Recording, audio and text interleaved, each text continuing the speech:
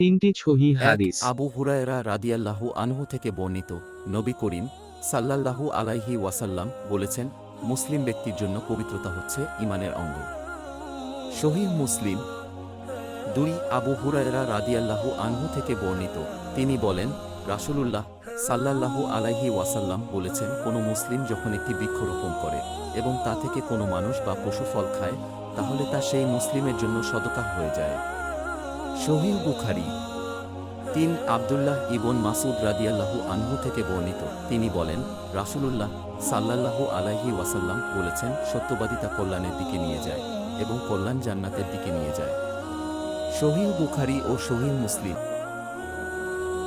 তিনটি সহিহ ১, হাদিস। আবু হুরায়রা রাদিয়াল্লাহু আনহু থেকে বর্ণিত, নবী করিম সাল্লাল্লাহু আলাইহি ওয়াসাল্লাম বলেছেন, মুসলিম ব্যক্তির জন্য পবিত্রতা হচ্ছে ঈমানের অঙ্গ। সহিহ মুসলিম।